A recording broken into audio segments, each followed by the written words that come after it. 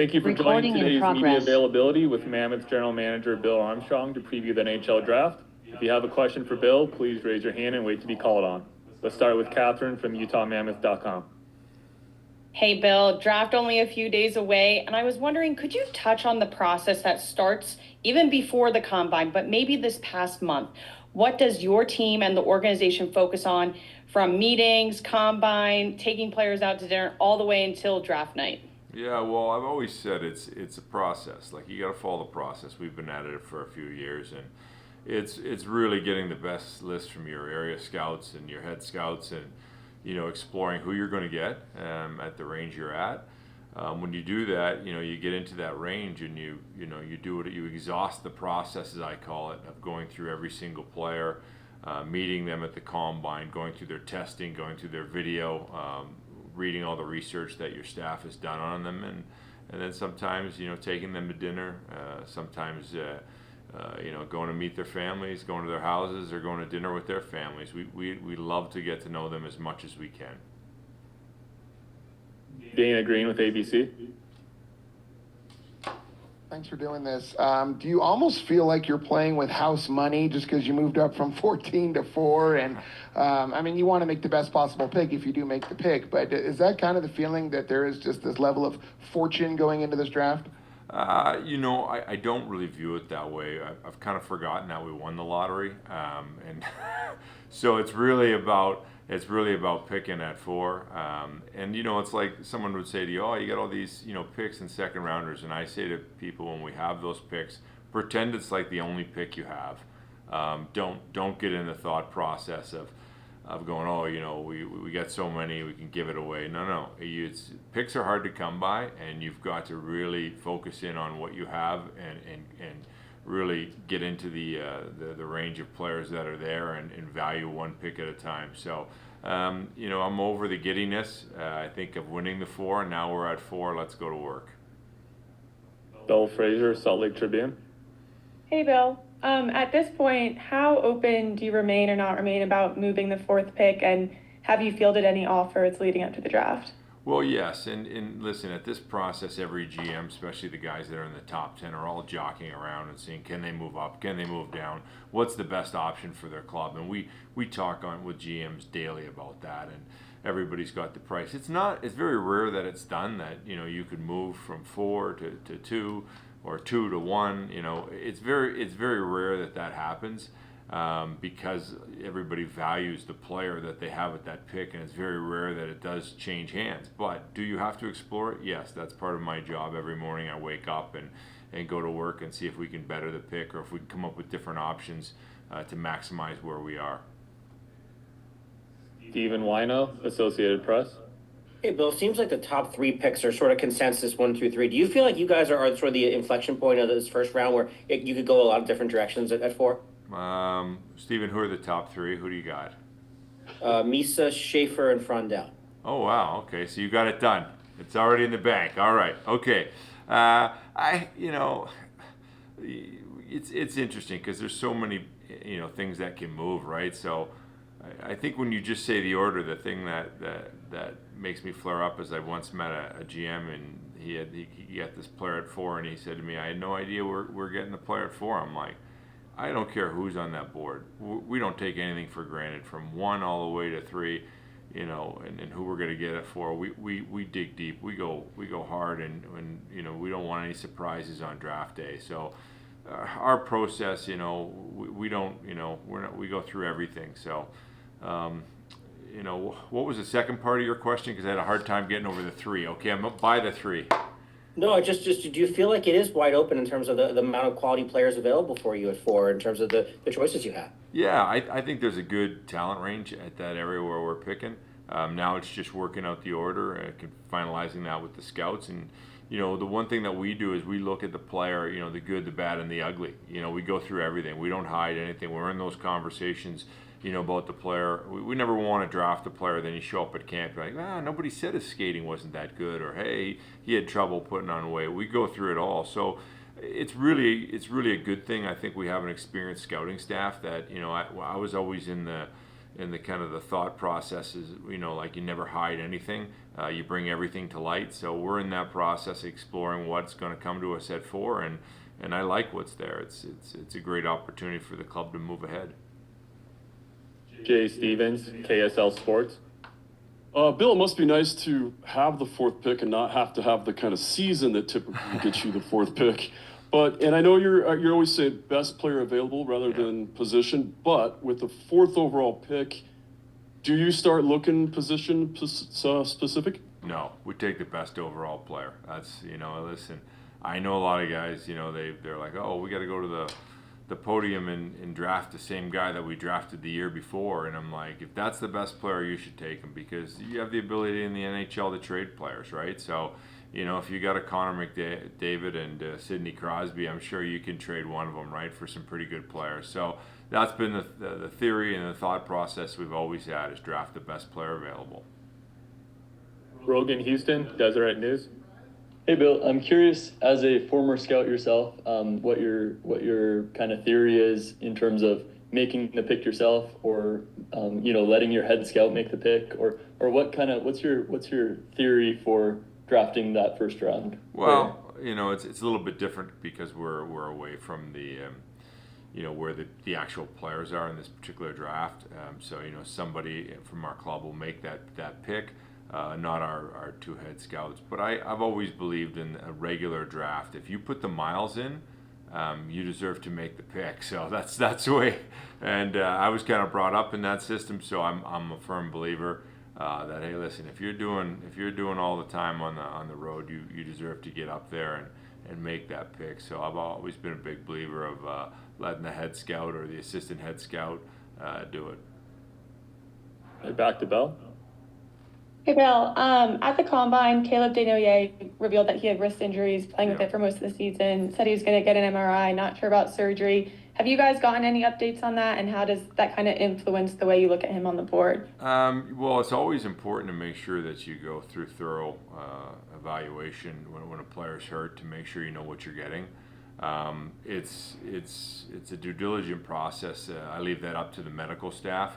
But we will, just to kind of put in a wide, lens for you, is we're not taking anybody in the draft that we haven't gone through their medical 150%.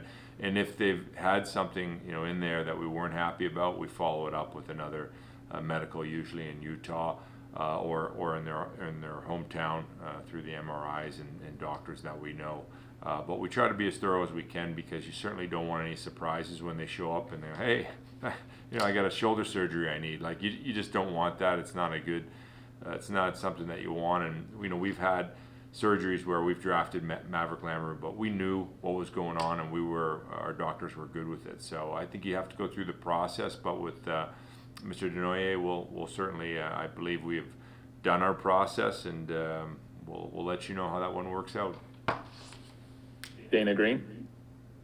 Hey, Bill, when you're evaluating pick versus trade, how much does it come into play that you have so many young prospects and guys that, were injured last year, like TJ didn't get to play a lot? Yeah. Does that come into play that you want to give those guys a chance, and maybe you'd be more inclined to make a trade instead and make the pick, obviously, if the value is there? And then I also have a question about free agencies with it right around the corner. How much due diligence have you made? Have you been given the go-ahead to fill some of that salary cap space? Yeah, well, the first part about it is, like, we're a team that has a lot of options because of, our particular, we've got some prospects in the house, we've got some picks, and we've got some following picks, some extra picks the following year. So there's a lot of options for us, and we're going to explore every option to make sure our team's a better team when we start to play in the fall. I think as far as the free agents in that, we've always kind of firmly believed that if the right free agent's there, we'll sign them. Money's not an issue. We're also at a point with the club, though, that it's not our final piece we're adding. We're still building, and one of the things you have to remember is that you've got Gunther, who plays major minutes for us. He's a young player. Logan Cooley's a young player. And Josh Doan's a young player, and now we're going to put Simashev and Boot. They're going to come in. They're young players too. Most times you don't win in any a championship until your guys are 27, 28, 29. And you look at the McDavids and the Dreisaitl's and the Kachucks and all the guys that are having massive success at the NHL level, the Barkovs, they're not 21 years old. So we have to live in the reality of we've got good players, we've got to add players around, but we don't necessarily need to sell the farm for a 31-year-old, a 35-year-old for $40 million to come in and kind of clog our team up, and then we can't make the signing when we need it. You know, when it's the last piece we need in 5 years to add. So we do have to be smart about it. I've always said this, you see those teams last year that they won the summer, they crushed it. They didn't win the winter. So there's a little patience with our club because we are young, we are maturing right in front of your own eyes. We're going from, we're going into high school next year. How does that sound? We're going from the 8th grade to the 9th grade, and here we go. So you just want to be smart about it, and we do get excited about, hey, we could add this guy and that guy, but not if it's going to hurt us 5 years from now, and you guys are coming and saying, hey, does that $9 million to sign that guy, does that hurt us now? Yeah, it does. It's $9 million we could have added in the final piece so we go compete for a Stanley Cup. So there's a little patience in the process that you have to have, and sometimes during that patience, you don't win the summer, but you take a step in the fall, and that's what counts. Steven Wino? Just following up on that, Bill, Matthew Darsh was saying earlier that as GMs with the cap going up this much, you guys have to be disciplined. Yeah. How tough is that balance to strike in terms of knowing there's money to spend, knowing there's a bunch of free agents out there, but not also wanting to spend crazy? Well, we're all super competitive. Our coaching staff is super competitive, and so is our owner. You're not going to be at this level unless you're super competitive. But you have to click into reality, and we can't make Logan Cooley and Dylan Guenther and Josh Doan and the rest of the young players any older than they are right now. So there's a reality of that, and that's what keeps you disciplined. You've got to move forward with the group, and the group will tell you when they're ready. We had it in St. Louis where we completed some trades at the end, the Ryan O'Reillys of the world and the Shens, and put some guys in place, and then we went and signed Bozak, because we needed that piece to finish it off. So we just got to be smart, disciplined. It's part of the game. You get excited about dreaming about those free agents to add in, but at the same time, we've always had success and been able to take a step forward by doing the smart thing, the right thing, and improving our team, but not at the cost of the future, stopping this team from winning when we're supposed to. Final few questions. Cole Bagley, KSL Sports. Hey, Bill, just curious, when you guys are going through this process, how big does the player's personality go into whether or not you're going to select them and how they could fit into the culture you're trying to build? That's a great question. When we draft players, we do a lot of work on them. We go back sometimes, talk to their, Pee Wee coaches and their teachers, and get to know them inside and out. If you have a player sometimes that ends up being your captain, it's not accident that happens. You can see in an early age the leadership and the qualities that these particular young men have, even when they're 15, 16, 17. And so you can really learn a lot about them and kind of predict the future by getting in there and really diving deep, and doing personality tests too helps you out a lot, and the psych doctors and their coaches really can kind of guide you. But most times when you're successful and you're drafting someone that overachieves or becomes your captain or leads you to a championship, it has to do with their personality. So you have to do a lot of work in that. David Graff with Fox. You mentioned all the young guys that you guys have right now. What gives you so much confidence with you and your group when you're making these selections? Well, I think the confidence I always say comes from a source, and our source is the fact that we've been able to draft the Cooleys and the Doans and the Guenthers, of the world, and they've been great pieces for us, and now you're going to see the Boots and the Simashevs come in. So confidence comes from our scouting staff and the work that they've done in the past, and you can see what a difference that's made into our organization. And even the fact that last year we had to trade Geeky and Moser, those guys were all drafts from our staff. So you can see at an early time with this organization, the quality scouting that Ryan and Daryl and their staff has provided. If you go to Hockey DB and you look at the Gunther draft, there's 4 or 5 kids that are already playing in the National Hockey League out of that draft, and that's not by accident. That's by the work that they do and how they run their staff. So it's important that we continue that path. We're not getting out of this unless we draft well, and we've got to take those next steps. The hard part is you see the Tijuginlas and you see the Boots and the Simashevs, and it's just waiting for them to come in, and then once they come in, it's waiting for them to be good enough to have impact on your club. But time goes by, and when you invest in that and you get the right coaching around them and the right development, it goes really quick. And good players will peek their head up early, and they'll show you glimpses of how good they are, and then you can hang your hat on that a little bit later on. So I'm really excited about the staff that we have in place here and what they've done so far, and we got a long way to go. Last 2 questions. We'll start with Brogan Houston. I'm just wondering about Connor Ingram, if you have any updates on his status, and if the answer is no, if there's a plan to find a contingency there. Yeah, I haven't checked today on him, but from the point right now, it's all speculation of where he's at, and I don't really want to comment.